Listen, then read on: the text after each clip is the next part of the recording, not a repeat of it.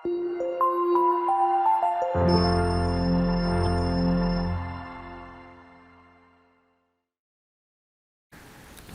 ಸ್ನೇಹಿತರೆ, ಅಮೋಘ ವರ್ಷ ಕೋಚಿಂಗ್ ಸೆಂಟರ್ ಯೂಟ್ಯೂಬ್ ಚಾನಲ್ಗೆ ನಿಮಗೆಲ್ಲ ಸ್ವಾಗತ.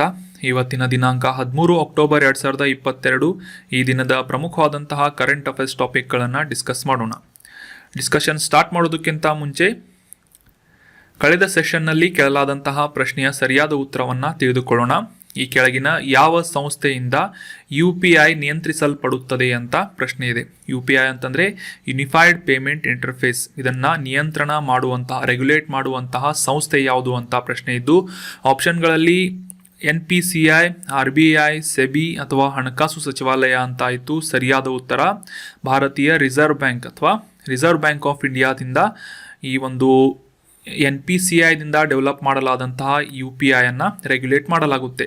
ಸೊ ಇದರ ಬಗ್ಗೆ ಡೀಟೇಲ್ ಆದಂತಹ ಇನ್ಫಾರ್ಮೇಷನ್ ತಿಳ್ಕೊಳ್ಳೋದಾದರೆ, ನಮಗೆಲ್ಲ ಗೊತ್ತಿರೋ ಹಾಗೆ ಈ ಒಂದು ತ್ವರಿತವಾದಂತಹ ಪಾವತಿಯನ್ನು ಮಾಡುವ ವ್ಯವಸ್ಥೆಯಾದಂತಹ UPI ಅಥವಾ ಯುನಿಫೈಡ್ ಪೇಮೆಂಟ್ ಇಂಟರ್ಫೇಸನ್ನು NPCIನಿಂದ, ನ್ಯಾಷನಲ್ ಪೇಮೆಂಟ್ ಕಾರ್ಪೊರೇಷನ್ ಆಫ್ ಇಂಡಿಯಾದಿಂದ 2016ರಲ್ಲಿ ಪ್ರಾರಂಭ ಮಾಡಲಾಯಿತು. ಸೊ ಇದನ್ನು ರೆಗ್ಯುಲೇಟ್ ಮಾಡುವಂತಹ ಒಂದು ಪೇರೆಂಟ್ ಆರ್ಗನೈಸೇಷನ್ ಯಾವುದು ಅಂತಂದರೆ RBI ಆಗಿದೆ. ಸೊ RBI ನಿಯಂತ್ರಿತವಾದಂತಹ ಘಟಕ national payment corporation of India. ಈ ಒಂದು ಸಂಸ್ಥೆಯಿಂದ UPIಯನ್ನು ಡೆವಲಪ್ ಮಾಡಲಾಗಿದೆ. ಮುಖ್ಯವಾಗಿ ಈ ತ್ವರಿತ ಪಾವತಿಗಳ ಅಂತಂದರೆ ಇನ್ಸ್ಟಂಟ್ ಆದಂತಹ ಟ್ರಾನ್ಸಾಕ್ಷನ್ಗಳನ್ನು ಮಾಡುವ ಒಂದು ಸಿಸ್ಟಮ್ ಆಗಿ UPIಯನ್ನು 2016ರಲ್ಲಿ ಇಂಟ್ರಡ್ಯೂಸ್ ಮಾಡಲಾಯಿತು. ನಾವು ಈಗ ದಿನಬಳಕೆಯಲ್ಲಿ ಯೂಸ್ ಮಾಡ್ತಾ ಇರುವಂತಹ ಫೋನ್ಪೇ ಆಗಿರ್ಬೋದು, Paytm, Google pay, Amazon pay ಮತ್ತು ಭೀಮ್ ಈ ರೀತಿಯಾದಂತಹ ಅಪ್ಲಿಕೇಶನ್ಗಳನ್ನು UPI ಮುಖಾಂತರ ನಾವು ಆಪ್ರೇಟ್ ಮಾಡಬಹುದಾಗಿದೆ. ಸೊ ನೆನ್ಪಿಟ್ಕೊಳ್ಳಿ, UPIಯನ್ನು ಲಾಂಚ್ ಮಾಡಿದಂತಹ ವರ್ಷ 2016. ಇದನ್ನು ಡೆವಲಪ್ ಮಾಡಿದಂತಹ ಸಂಸ್ಥೆ national payment corporation of India. ಅದೇ ರೀತಿ ಇದನ್ನು ರೆಗ್ಯುಲೇಟ್ ಮಾಡುವಂತಹ ಸಂಸ್ಥೆ ಯಾವುದು ಅಂತಂದರೆ ಭಾರತದ ರಿಸರ್ವ್ ಬ್ಯಾಂಕ್ ಆಗಿದೆ. ಕಮೆಂಟ್ ಬಾಕ್ಸ್ನಲ್ಲಿ ಸರಿಯಾಗಿ ಆನ್ಸರ್ ಮಾಡಿದಂತಹ ಎಲ್ಲ ಸ್ಟೂಡೆಂಟ್ಸ್ಗಳಿಗೆ ಕಂಗ್ರ್ಯಾಚುಲೇಷನ್ಸ್. ಇದೇ ರೀತಿ ಡಿಸ್ಕಷನ್ನಲ್ಲಿ ಭಾಗವಹಿಸ್ತಾ ಇರಿ. ಸರಿಯಾದ ಉತ್ತರಗಳನ್ನು ಮತ್ತು ಕ್ವೆರೀಸ್ಗಳನ್ನು ಕಮೆಂಟ್ ಬಾಕ್ಸ್ನಲ್ಲಿ ಕಮೆಂಟ್ ಮಾಡ್ತಾ ಇರಿ ಅಂತ ಹೇಳ್ತಾ ಇವತ್ತಿನ ಪ್ರಶ್ನೆಯನ್ನು ತಿಳಿದುಕೊಳ್ಳೋಣ. ಕರ್ನಾಟಕದ ಪುಣ್ಯಕೋಟಿ ದತ್ತು ಯೋಜನೆಯ ಬ್ರ್ಯಾಂಡ್ ಅಂಬಾಸಡರ್ ಆಗಿ ಯಾರು ನೇಮಕಗೊಂಡಿದ್ದಾರೆ ಅಂತ ಪ್ರಶ್ನೆ ಇದೆ. ರೀಸೆಂಟಾಗಿ ನಮ್ಮ ದೇಶೀಯ ಜಾನುವಾರುಗಳನ್ನು, ಮುಖ್ಯವಾಗಿ ದೇಶೀಯ ಈ ಆಕಳು ಅಥವಾ ದನಗಳ ಒಂದು ತಳಿಗಳನ್ನು ಅಡಾಪ್ಟ್ ಮಾಡಿಕೊಂಡು ಅಥವಾ ದತ್ತು ತೆಗೆದುಕೊಂಡು ಸಾಕುವಂತಹ ಒಂದು ಯೋಜನೆ ಪುಣ್ಯಕೋಟಿ ದತ್ತು ಯೋಜನೆ ಆಗಿದೆ. ಕರ್ನಾಟಕದಲ್ಲಿ ಈ ಯೋಜನೆಯನ್ನು ಪ್ರಾರಂಭ ಮಾಡಲಾಗಿದ್ದು, ಇದರ ಬ್ರ್ಯಾಂಡ್ ಅಂಬಾಸಡರ್ ಆಗಿ, ರಾಯಭಾರಿಯಾಗಿ ಯಾರು ಆಯ್ಕೆಯಾಗಿದ್ದಾರೆ ಅಂತ ಪ್ರಶ್ನೆ ಇದ್ದು, ಆಪ್ಷನ್ಗಳಲ್ಲಿ ಆಪ್ಷನ್ 1 ಕಿಚ್ಚ ಸುದೀಪ್ ಅವರು, ಆಪ್ಷನ್ 2 ನಟ ಪ್ರಜ್ವಲ್ ದೇವರಾಜ್ ಅವರು, ಆಪ್ಷನ್ 3 ಯಶ್, ಆಪ್ಷನ್ 4 ರಕ್ಷಿತ್ ಶೆಟ್ಟಿ ಅಂತ ಇದೆ. ಸರಿಯಾದ ಉತ್ತರವನ್ನು ಆಪ್ಷನ್ಗಳೊಂದಿಗೆ ಕಮೆಂಟ್ ಬಾಕ್ಸ್ನಲ್ಲಿ ಕಮೆಂಟ್ ಮಾಡಿ. ಮುಂದಿನ ಸೆಷನ್ನಲ್ಲಿ ಕರೆಕ್ಟ್ ಆನ್ಸರನ್ನು ತಿಳಿದುಕೊಳ್ಳೋಣ. ನಮ್ಮ ಅಮೋಘ ವರ್ಷ ಕೋಚಿಂಗ್ ಸೆಂಟರ್ನಲ್ಲಿ ಹೊಸ KAS, PSI, group C, PC ಬ್ಯಾಚ್ಗಳು ಪ್ರಾರಂಭವಾಗ್ತಾ ಇದ್ದು, ಇಂಟ್ರೆಸ್ಟ್ ಇರುವಂತಹ ಆಸ್ಪಿರೆಂಟ್ಸ್ಗಳು ವಿಜಯನಗರದಲ್ಲಿರುವಂತಹ ಅಮೋಘ ವರ್ಷ ಬ್ರಾಂಚ್ಗೆ ಭೇಟಿ ನೀಡುವುದರ ಮೂಲಕ ಅಡ್ಮಿಷನ್ ಮಾಡ್ಕೋಬಹುದು. ನಿಮಗೆ ಯಾವುದೇ ಕ್ವೆರೀಸ್ಗಳು ಅಥವಾ ಎನ್ಕ್ವೈರೀಸ್ಗಳಿದ್ದರೆ ಈ ಕಾಂಟ್ಯಾಕ್ಟ್ ನಂಬರನ್ನು ಸಂಪರ್ಕಿಸುವುದರ ಮೂಲಕ ನಿಮ್ಮ ಎಲ್ಲ ಡೌಟ್ಸ್ಗಳನ್ನು ಕ್ಲಿಯರ್ ಮಾಡಿಕೊಂಡು ಅಡ್ಮಿಷನ್ ಮಾಡ್ಕೋಬಹುದಾಗಿದೆ. ನಮ್ಮ ಯೂಟ್ಯೂಬ್ ಚಾನಲ್ಗೆ ಹೊಸದಾಗಿ ಭೇಟಿ ನೀಡ್ತಾ ಇದ್ದರೆ ಸಬ್ಸ್ಕ್ರೈಬ್ ಮಾಡಿ, ಬೆಲ್ ಐಕಾನನ್ನು ಕ್ಲಿಕ್ ಮಾಡಿ. ಈ ಕಂಟೆಂಟನ್ನು ನಿಮ್ಮ ಫ್ರೆಂಡ್ಸ್ ಮತ್ತು ಎಲ್ಲ ಆಸ್ಪಿರೆಂಟ್ಸ್ಗಳ ಜೊತೆ ಶೇರ್ ಮಾಡಿ. ನಿಮ್ಮ ಯಾವುದೇ ಕ್ವೆರೀಸ್ಗಳು ಅಥವಾ ಡೌಟ್ಸ್ಗಳಿದ್ದರೆ ಕಮೆಂಟ್ ಬಾಕ್ಸ್ನಲ್ಲಿ ಕಮೆಂಟ್ ಮಾಡಿ ಅಂತ ಹೇಳ್ತಾ ಇವತ್ತಿನ ಡಿಸ್ಕಷನ್ಗೆ ಸಂಬಂಧಿಸಿದಂತಹ ಮೊದಲ ಪ್ರಶ್ನೆಯನ್ನು ತಿಳಿದುಕೊಳ್ಳೋಣ. ಇವತ್ತಿನ ಪ್ರಶ್ನೆ, ಸ್ವಾಯತ್ತ ಕುರ್ದಿಸ್ತಾನ್ ಈ ಒಂದು ಪ್ರದೇಶ ಎಲ್ಲಿದೆ ಅಂತ ಪ್ರಶ್ನೆ ಇದೆ. ಮುಖ್ಯವಾಗಿ ಈ ಕುರ್ದಿಶ್ ಜನರ ಒಂದು ಪ್ರದೇಶವಾದಂತಹ ಈ ಕುರ್ದಿಸ್ತಾನ್ ರೀಜನ್ ಏನಿದೆ ಎಲ್ಲಿ ಇದೆ ಅಂತ ಪ್ರಶ್ನೆ ಇದ್ದು, ಆಪ್ಷನ್ಗಳಲ್ಲಿ option 1 Iran, option 2 Iraq, option 3 Afghanistan, option 4 Armenia ರಾಷ್ಟ್ರ ಅಂತ ಇದೆ. ಸರಿಯಾದ ಉತ್ತರ ಆಪ್ಷನ್ 2 ಇರಾಕ್ ದೇಶದಲ್ಲಿ ಈ ಒಂದು ಆಟೋನಾಮಸ್ವಾದಂತಹ ಒಂದು ಕುರ್ದಿಸ್ತಾನ್ ಪ್ರದೇಶವನ್ನು ಎಸ್ಟಾಬ್ಲಿಷ್ ಮಾಡಲಾಗಿದೆ. ಸೊ ಮುಖ್ಯವಾಗಿ ರೀಸೆಂಟ್ ಆದಂತಹ ಕಾಂಟೆಕ್ಸ್ಟನ್ನು ಈ ಕುರ್ದಿಗಳ ಬಗ್ಗೆ ತಿಳ್ಕೊಳ್ಳೋದಾದರೆ, ಈ ಕುರ್ದಿ ಜನಾಂಗ ಮುಸ್ಲಿಂ ಜನಾಂಗದ ಒಂದು ಗುಂಪಾಗಿದ್ದು, ರೀಸೆಂಟಾಗಿ ಈ ಇರಾನ್ ದೇಶದಲ್ಲಿ ಇರಾನ್ ದೇಶದಲ್ಲಿ ಈ ನೈತಿಕ ಪೊಲೀಸರ ಕಸ್ಟಡಿಯಲ್ಲಿದ್ದಂತಹ ಇರಾನ್ನ ಕುರ್ದಿಶ್ ಮಹಿಳೆ ಸಾವನ್ನಪ್ಪಿದ್ದಾಳೆ. ಹೀಗಾಗಿ ರಾಷ್ಟ್ರವ್ಯಾಪಿಯಾದಂತಹ ಒಂದು ಪ್ರತಿಭಟನೆ ಇರಾನ್ನಲ್ಲಿ ನಡೀತಾ ಇದೆ ಅಂತ ನಾವು ಒಂದು ಕಾಂಟೆಕ್ಸ್ಟ್ ಅಥವಾ ನ್ಯೂಸ್ನಲ್ಲಿ ತಿಳ್ಕೊಂಡ್ವಿ. ಈ ನೈತಿಕ ಪೊಲೀಸರು ಅಂತಂದರೆ ಯಾವುದೇ ರೀತಿಯಾದಂತಹ ದೇಶಗಳಲ್ಲಿ ಈ ಮಾರಲ್ ಪೊಲೀಸಿಂಗ್ ಅಂತ ಒಂದು ಗುಂಪುಗಳಿರುತ್ತೆ. ಸೊ ಇವು ಮುಖ್ಯವಾಗಿ ಆ ದೇಶದ ಆ ಒಂದು ಪ್ರದೇಶದ ಧಾರ್ಮಿಕವಾದಂತಹ ಅಥವಾ ಅವರ ಒಂದು ಐಡಿಯಾಲಜಿ ಆಗಿರ್ಬೋದು ಅವುಗಳನ್ನು ಎಸ್ಟಾಬ್ಲಿಷ್ ಮಾಡಲು ಈ ಒಂದು ಮಾರಲ್ ಪೊಲೀಸಿಂಗನ್ನು ಮಾಡ್ತಾ ಇರ್ತಾರೆ. ಸೊ ಇವು ಯಾವುದೇ ರೀತಿಯಾಗಿ ಲೀಗಲ್ ಟರ್ಮ್ಗಳಿಂದ ಒಂದು ಪರ್ಮಿಷನ್ನ ಪಡೆದುಕೊಂಡಿರುವುದಿಲ್ಲ. ಆದರೆ ಕೆಲವೊಂದಿಷ್ಟು ರಾಷ್ಟ್ರಗಳಲ್ಲಿ ಈ ನೈತಿಕ ಪೊಲೀಸರು ಅಂದರೆ ಈ ಒಂದು ಮೊರಾಲ್ ಪೊಲೀಸಿಂಗ್ ಏನಿರುತ್ತೆ ಇದು ಲೀಗಲ್ ಆಗಿರುತ್ತೆ. ಸೊ ಈ ಇರಾನ್ ದೇಶ ಕೂಡ ನೈತಿಕ ಪೊಲೀಸ್ ವ್ಯವಸ್ಥೆಯನ್ನು ಹೊಂದಿದಂತಹ ಒಂದು ದೇಶವಾಗಿದ್ದು, ಈ ನೈತಿಕ ಪೊಲೀಸರ ಅಥವಾ ಮೊರಾಲಿಟಿ ಪೊಲೀಸರ ಕಸ್ಟಡಿಯಲ್ಲಿದ್ದಂತಹ ಕುರ್ದಿಶ್ ಮಹಿಳೆ ಸಾವನ್ನಪ್ಪಿದ್ದಾಳೆ ಅಂತ ಈ ಒಂದು ರಾಷ್ಟ್ರವ್ಯಾಪಿಯಾದಂತಹ ಪ್ರತಿಭಟನೆ ನಡೀತಾ ಇದೆ. ಈ ಕುರ್ದಿಶ್ ಜನಾಂಗ ನ್ಯೂಸ್ನಲ್ಲಿರುವುದರಿಂದ ಇದರ ಬಗ್ಗೆ ಕೆಲವೊಂದಿಷ್ಟು ಇಂಪಾರ್ಟೆಂಟ್ ಮಾಹಿತಿಗಳನ್ನು ತಿಳಿದುಕೊಳ್ಳೋಣ. Exam point of view important ಇರೋದೇನು ಅಂತಂದರೆ, ಈ ಕುರ್ದಿಶ್ ಜನಾಂಗ ಒಂದು ದೊಡ್ಡವಾದಂತಹ ಪ್ರಧಾನವಾಗಿ ಮುಸ್ಲಿಂ ಜನಾಂಗೀಯ ಗುಂಪಿನ ಸದಸ್ಯರನ್ನು ಹೊಂದಿದಂತಹ ಜನರನ್ನು ಹೊಂದಿದಂತಹ ಒಂದು ಜನಾಂಗದ ಹೆಸರಾಗಿದೆ. ಕುರ್ದಿಶ್ಗಳು ಅಂತ ಇವ್ರನ್ನ ಕರೆಯುತ್ತಾರೆ. ಸೊ ಇವರು ಮುಖ್ಯವಾಗಿ ಪಾರ್ಸಿ ಸಂಬಂಧಿಸಿದಂತಹ ಭಾಷೆಯನ್ನು ಮಾತನಾಡೋದು ಮತ್ತು ಇವರು ಅರ್ಮೇನಿಯಾ ದೇಶ, ಇರಾಕ್, ಇರಾನ್, ಸಿರಿಯಾ, ಟರ್ಕಿ ಮುಂತಾದಂತಹ ಗಡಿಗಳಲ್ಲಿ ಅಥವಾ ಪ್ರದೇಶಗಳಲ್ಲಿ ದೇಶಗಳಲ್ಲಿ ವ್ಯಾಪಿಸಿ ಮುಖ್ಯವಾಗಿ ಪರ್ವತ ಪ್ರದೇಶಗಳಲ್ಲಿ ಹೆಚ್ಚಾಗಿ ಈ ಕುರ್ದಿಶ್ ಜನಾಂಗ ಮುಸ್ಲಿಂ ಜನಾಂಗ ವಾಸ ಮಾಡುತ್ತೆ. ಸೊ ಇದರ ಒಂದು ಹಿನ್ನೆಲೆಯನ್ನು ನೋಡೋದಾದರೆ ಈ ಪ್ರತಿಭಟನೆಗೆ ಸಾಕಷ್ಟು ಬ್ಯಾಕ್ಗ್ರೌಂಡ್ನಲ್ಲಿ ಕೆಲವೊಂದಿಷ್ಟು ವಿಷಯಗಳನ್ನು ನಾವು ಚರ್ಚೆ ಮಾಡೋಣ. ಈ ಕುರ್ದಿಶ್ ಜನಾಂಗಕ್ಕೆ ಒಂದು ಸ್ವಂತ ತಾಯ್ನಾಡನ್ನು ಅಥವಾ ಒಂದು ಸ್ವಂತ ಹೋಮ್ ಲ್ಯಾಂಡನ್ನು ಕೊಡುವುದಾಗಿ ಪಾಶ್ಚಿಮಾತ್ಯ ದೇಶಗಳು ಅಥವಾ ಈ ವೆಸ್ಟರ್ನ್ ಕಂಟ್ರಿಗಳು ಈ ಕುರ್ದಿಶ್ ಜನಾಂಗಕ್ಕೆ ಒಂದು ಪ್ರಾಮಿಸನ್ನು ಮಾಡಿದ್ದು. ಮುಖ್ಯವಾಗಿ 1ನೇ ವಿಶ್ವಯುದ್ಧದ ನಂತರ ಈ ಸವ್ರಸ್ ಒಪ್ಪಂದ ಅಂತ ಈ ಪಾಶ್ಚಿಮಾತ್ಯ ದೇಶಗಳಿಂದ ಕುರ್ದಿಶ್ ಜನಾಂಗಕ್ಕೆ ಸ್ವಂತ ತಾಯ್ನಾಡನ್ನು ನೀಡುವುದಾಗಿ ಭರವಸೆಯನ್ನು ನೀಡಲಾಗಿತ್ತು. ಆದರೆ 1924ರಲ್ಲಿ ಲೌಸನ್ನೆ ಅಂತ ಒಂದು ಒಪ್ಪಂದ ಆಗುತ್ತೆ. ಈ ಒಂದು ಲೌಸನ್ನೆ ಒಪ್ಪಂದದ ಪ್ರಕಾರ ಮಧ್ಯಪ್ರಾಚ್ಯದಲ್ಲಿರುವಂತಹ ದೇಶಗಳು ಹೊಸ ರಾಷ್ಟ್ರಗಳ ನಿರ್ಮಾಣವಾಗುವುದರ ಮೂಲಕ ಈ ಕುರ್ದಿಶ್ ಜನಾಂಗ ಕಾನ್ಸಂಟ್ರೇಟ್ ಇದ್ದಂತಹ ಪ್ರದೇಶವನ್ನು ವಿಭಜಿಸಿ ವಿವಿಧ ದೇಶಗಳಾಗಿ ರೂಪುಗೊಂಡವು. ಹೀಗಾಗಿ ಈ ಕಾನ್ಸಂಟ್ರೇಟ್ ಆದಂತಹ ಕುರ್ದಿಶ್ ಜನಾಂಗಕ್ಕೆ ಒಂದು ನಿರ್ದಿಷ್ಟವಾದಂತಹ ಸ್ವಂತ ತಾಯ್ನಾಡನ್ನು ಪಡೆದುಕೊಳ್ಳಲು ಆಗಲಿಲ್ಲ. ಈ ಸದ್ಯಕ್ಕೆ 30 ಮಿಲಿಯನ್ಗಿಂತಲೂ ಹೆಚ್ಚು ಕುರ್ದಿಶ್ ಜನರು ಈ ಒಂದು ಪ್ರದೇಶಗಳಲ್ಲಿ ವಾಸಿಸ್ತಾ ಇದ್ದು, ಅದರಲ್ಲಿ ಅರ್ಧಕ್ಕಿಂತ ಹೆಚ್ಚು ಕುರ್ದಿಶ್ ಜನರು ಟರ್ಕಿಯಲ್ಲಿ ವಾಸವಾಗಿದ್ದಾರೆ. ಈ ಇರಾಕ್ ದೇಶದಲ್ಲಿ ನಂತರದ ದಿನಗಳಲ್ಲಿ ಕುರ್ದಿಸ್ತಾನ್ ಅಂತ ಕುರ್ದಿ ಜನಾಂಗಕ್ಕೆ ಒಂದು ಪ್ರತ್ಯೇಕವಾದಂತಹ ಪ್ರದೇಶವನ್ನು ನಿರ್ಮಾಣ ಮಾಡಲಾಯಿತು.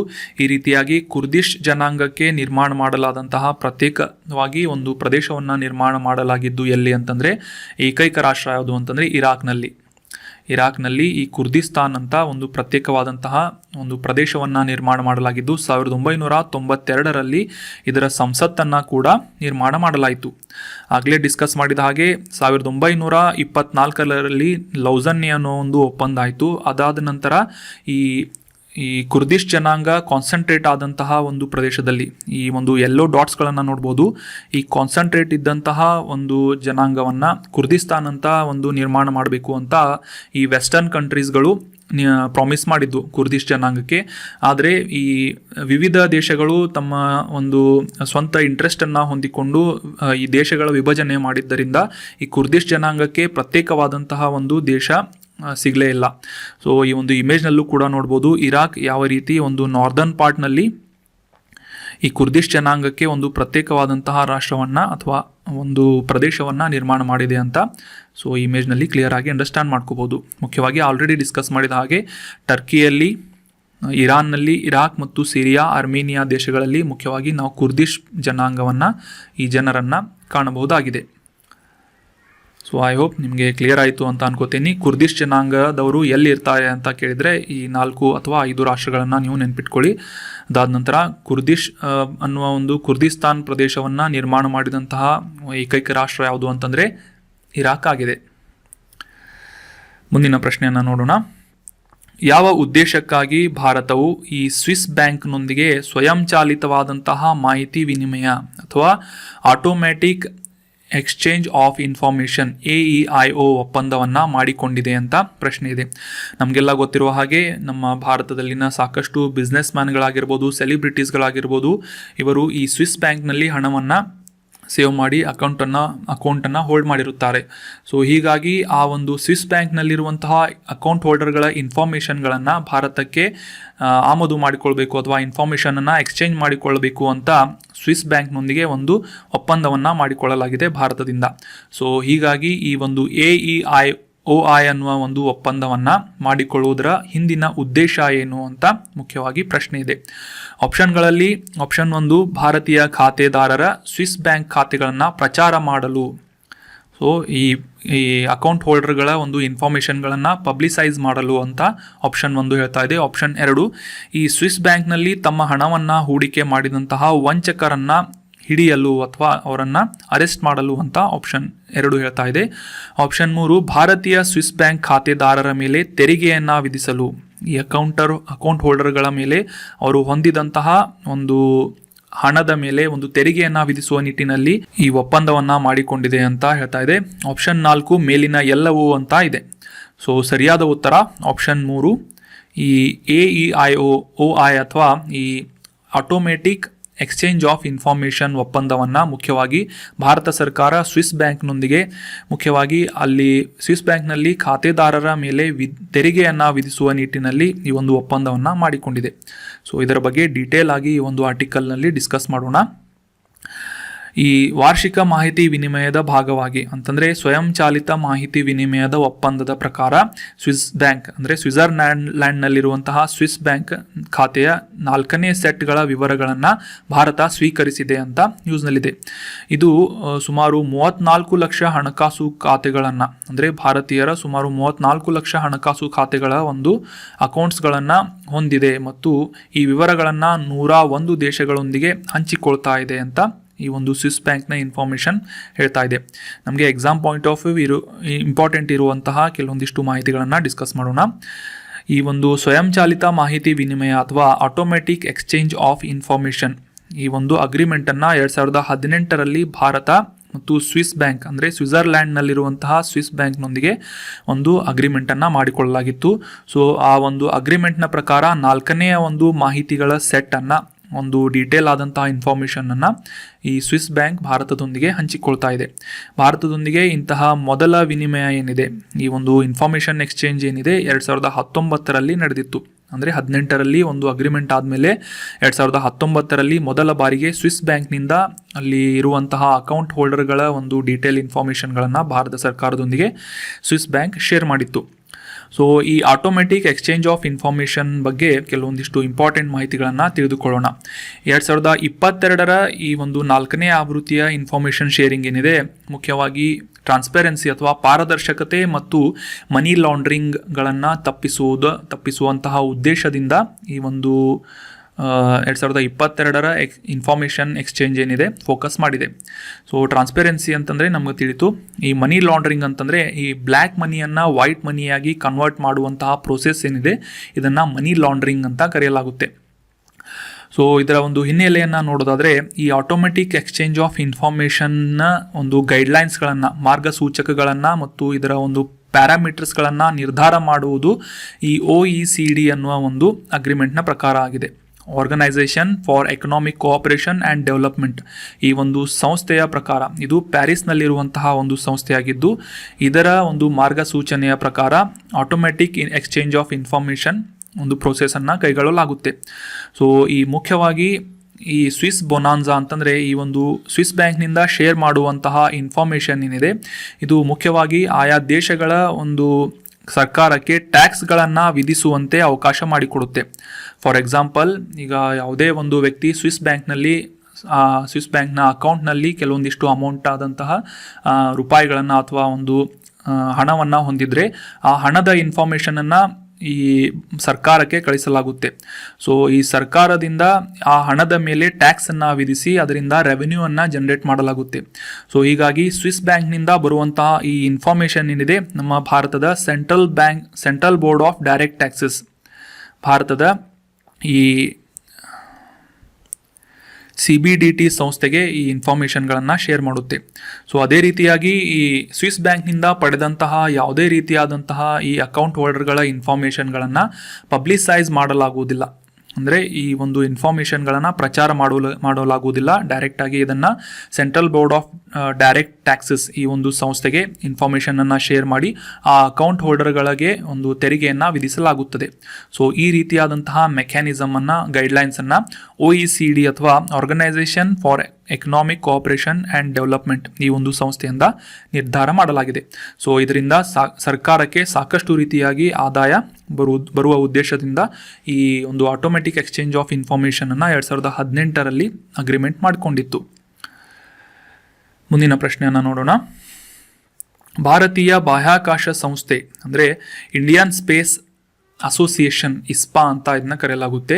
ಸೊ ಈ ಸಂಸ್ಥೆ ಪ್ರಾರಂಭವಾದಂತಹ ವರ್ಷ ಯಾವುದು ಅಂತ ಪ್ರಶ್ನೆ ಇದ್ದು ಆಪ್ಷನ್ಗಳಲ್ಲಿ 2016, 2019, 2021 ಅಥವಾ 2022 ಅಂತ ಇದೆ. ಸರಿಯಾದ ಉತ್ತರ ಆಪ್ಷನ್ 3 2021ರಲ್ಲಿ ಈ ಇಂಡಿಯನ್ ಸ್ಪೇಸ್ ಅಸೋಸಿಯೇಷನ್ ಇದು ಏನು ಅಂತ ಡೀಟೇಲ್ ಆಗಿ ಡಿಸ್ಕಸ್ ಮಾಡೋಣ.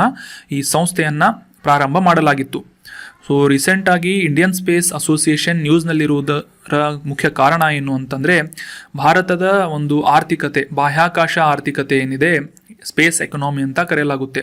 ಸೊ ಇದು 2025ರ ವೇಳೆಗೆ ಸುಮಾರು $13 ಬಿಲಿಯನ್ ತಲುಪಲಿದೆ ಅಂತ ಒಂದು ರಿಪೋರ್ಟ್ ಪ್ರಿಪೇರ್ ಮಾಡಿದೆ.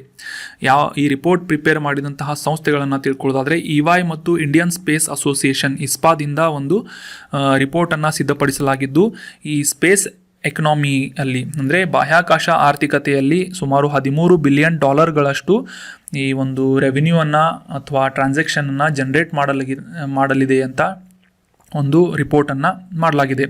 ಸದ್ಯಕ್ಕೆ 13%ನಷ್ಟು CAGR ಅಂತಂದರೆ ಕಂಪೌಂಡಿಂಗ್ ಆ್ಯನ್ಯುವಲ್ ಗ್ರೋತ್ ರೇಟ್ ಅಂತ ಕರೆಯಲಾಗುತ್ತೆ ಇದನ್ನು, CAGRನ. ಇದು ಏನು ಅಂತ ಕೂಡ ಡಿಸ್ಕಸ್ ಮಾಡೋಣ. ಈ 13%ನಷ್ಟು ವೇಗವಾಗಿ ಈ ಬಾಹ್ಯಾಕಾಶ ಉಡಾವಣಾ ವಿಭಾಗ ಏನಿದೆ ಈ ISPA ಸಂಸ್ಥೆಯಿಂದ ಸಾಕಷ್ಟು ರೀತಿಯಾದಂತಹ ಪ್ರಾಜೆಕ್ಟ್ಗಳನ್ನು ಕೈಗೊಳ್ಳಲಾಗ್ತಾ ಇದೆ.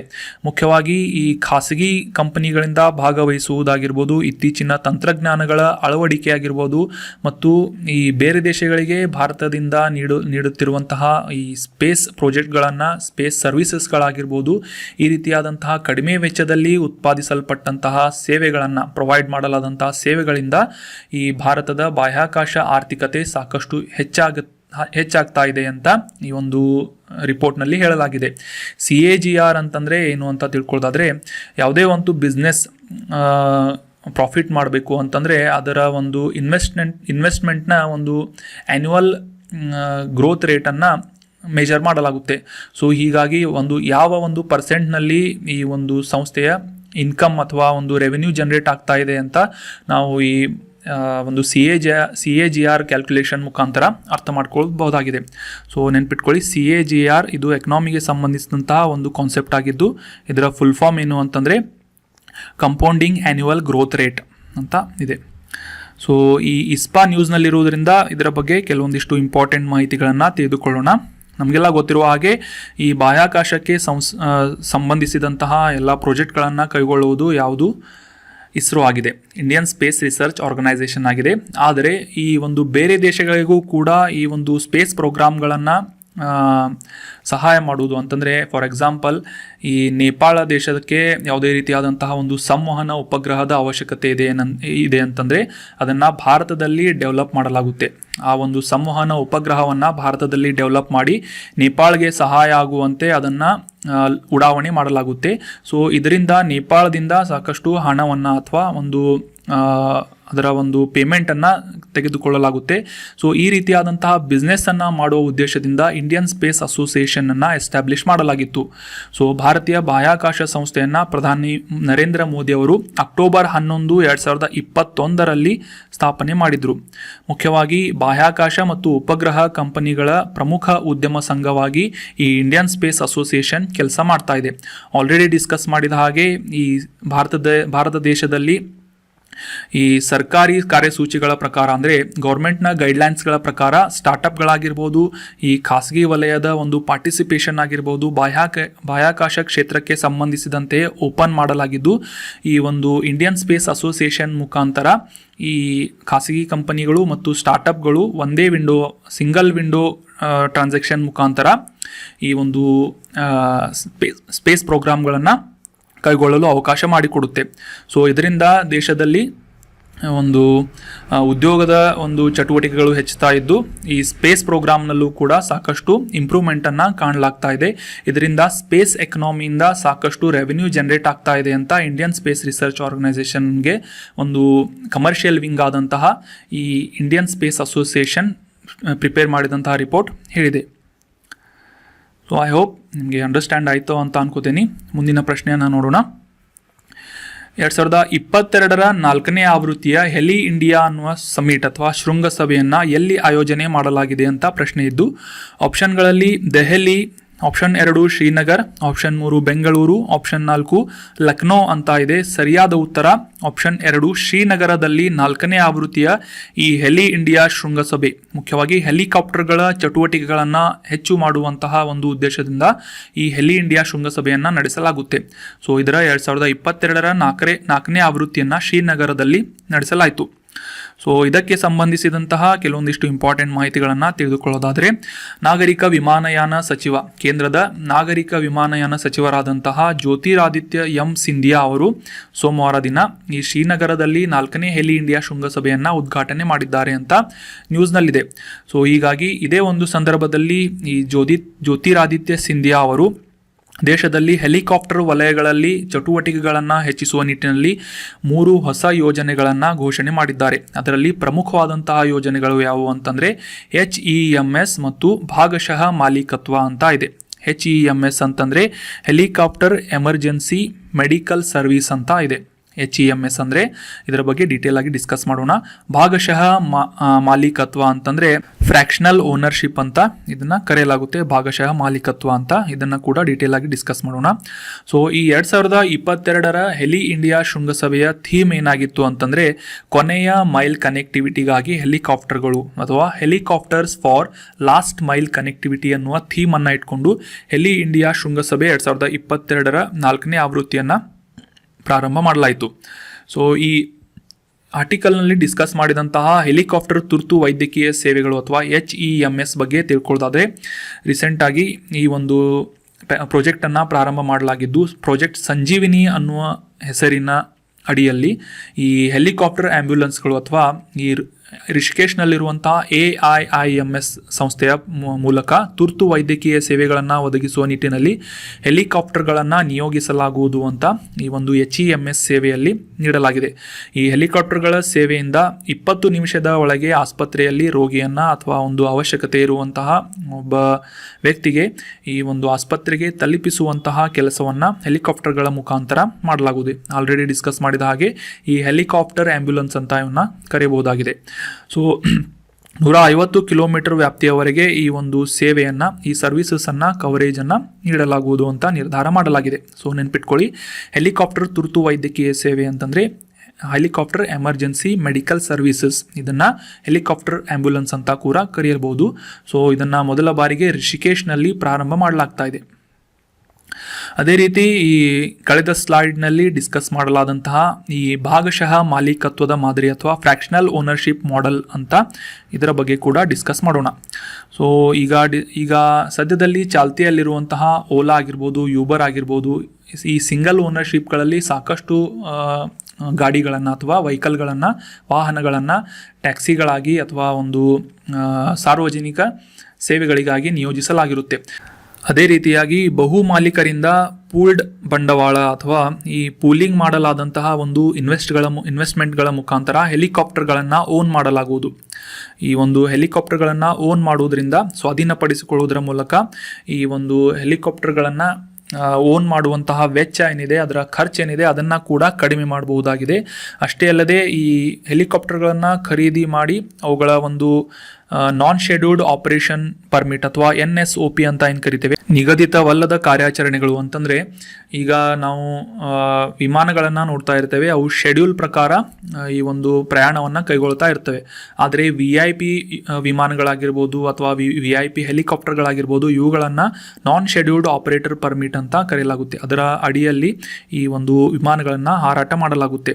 ಸೊ ಹೀಗಾಗಿ ಈ VIP ಆಗಿರ್ಬೋದು ಅಥವಾ ಎಮರ್ಜೆನ್ಸಿ ಸರ್ವಿಸ್ಗಳಾಗಿರ್ಬೋದು, ಈ ರೀತಿಯಾಗಿ ಆಕ್ಟಿವಿಟೀಸ್ಗಳನ್ನು ಚಟುವಟಿಕೆಗಳನ್ನು ನಡೆಸಲು ಈ ಒಂದು ಬಹುಮಾಲೀಕತ್ವದ ಅಡಿಯಲ್ಲಿ ಹೆಲಿಕಾಪ್ಟರ್ಗಳನ್ನು ಓನ್ ಮಾಡಲಾಗುವುದು ಅಥವಾ ಖರೀದಿ ಮಾಡಲಾಗುವುದು. ಸೊ ಹೀಗಾಗಿ ಈ ಖರೀದಿಯ ವೆಚ್ಚ ಕೂಡ ಶೇರ್ ಮಾಡಲಾಗುತ್ತೆ. ಅಷ್ಟೇ ಅಲ್ಲದೆ ಈ ಒಂದು ಲಾಸಸ್ ಆಗುವಂತಹ ಅಪಾಯಗಳ ರಿಸ್ಕ್ಗಳನ್ನು ಕೂಡ ಕಡಿಮೆ ಮಾಡಲಾಗುತ್ತೆ. ಸೊ ಹೀಗಾಗಿ ಈ ಒಂದು NSOP ವ್ಯವಹಾರಗಳನ್ನು ಈಸಿಯಾಗಿ ನಡೆಸಲು ಮತ್ತು ಆರ್ಥಿಕವಾಗಿ ಸಾಕಷ್ಟು ಸುಲಭವಾಗಿಸುವ ನಿಟ್ಟಿನಲ್ಲಿ ಈ ಭಾಗಶಃ ಮಾಲೀಕತ್ವದ ಮಾದರಿಯನ್ನು ಈ ಒಂದು ಸಂದರ್ಭದಲ್ಲಿ ಅಂದರೆ 4ನೇ ಇಂಡಿಯಾ ಶೃಂಗಸಭೆಯಲ್ಲಿ ಜಾರಿಗೊಳಿಸಲಾಗಿದೆ. ಮುಂದಿನ ಪ್ರಶ್ನೆಯನ್ನು ನೋಡೋಣ. ಕೆಳಗಿನ ಯಾವ ದೇಶವು ಮನೆಸರ್ ಭಯೋತ್ಪಾದನಾ ವಿರೋಧಿ ವ್ಯಾಯಾಮ, ಈ ಒಂದು ಎಕ್ಸಸೈಸ್ 2022ರ ಈ ಮನೆಸರ್ ಭಯೋತ್ಪಾದನಾ ವಿರೋಧಿ ವ್ಯಾಯಾಮವನ್ನು ಆಯೋಜನೆ ಮಾಡ್ತಿದೆ ಅಂತ ಪ್ರಶ್ನೆ ಇದ್ದು, ಆಪ್ಷನ್ಗಳಲ್ಲಿ China, option 2 Bharat, option 3 Pakistan, option 4 Sri Lanka ಅಂತ ಇದೆ. ಸರಿಯಾದ ಉತ್ತರ ಆಪ್ಷನ್ 2 ಭಾರತದಲ್ಲಿ 2022ರ ಮನೆಸರ್ ಅನ್ನುವ ಒಂದು ಶಾಂಘೈ ಕೋಆಪರೇಷನ್ ಆರ್ಗನೈಸೇಷನ್ ಅಡಿಯಲ್ಲಿ ನಡೆಸಲಾಗುವಂತಹ ಈ ಭಯೋತ್ಪಾದನಾ ಆ್ಯಂಟಿ ಟೆರರಿಸ್ಟ್ ಎಕ್ಸಸೈಸನ್ನು ಕೈಗೊಳ್ಳಲಾಗ್ತಾ ಇದೆ, ಆಯೋಜನೆ ಮಾಡಲಾಗ್ತಾ ಇದೆ. ಸೊ ಈ ಒಂದು ಭಯೋತ್ಪಾದನಾ ವಿರೋಧಿ ವ್ಯಾಯಾಮವಾದಂತಹ ಮನೆಸರ್ ಬಗ್ಗೆ ತಿಳ್ಕೊಳ್ತಾದ್ರೆ, ಭಾರತದಿಂದ ಈ ಬಹುಪಕ್ಷೀಯವಾದಂತಹ ಭಯೋತ್ಪಾದನಾ ವಿರೋಧಿ ಅಥವಾ ಈ ರೀಜನಲ್ ಆ್ಯಂಟಿ ಟೆರರಿಸ್ಟ್ ಸ್ಟ್ರಕ್ಚರ್ನ ಅಡಿಯಲ್ಲಿ ಈ ವ್ಯಾಯಾಮವನ್ನು ಅಕ್ಟೋಬರ್ 8ರಿಂದ 13ರವರೆಗೆ ನಡೆಸಲಾಗ್ತಾ ಇದೆ.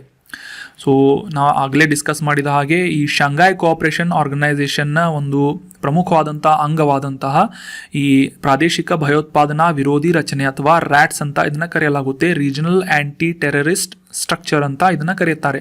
ಸೊ ಇದರ ಒಂದು ಚೌಕಟ್ಟಿನ ಅಡಿಯಲ್ಲಿ ಮನೆಸರ್ ಅನ್ನುವ ಒಂದು ಭಯೋತ್ಪಾದನಾ ವಿರೋಧಿ ವ್ಯಾಯಾಮವನ್ನು ನಡೆಸಲಾಗ್ತಾ ಇದೆ.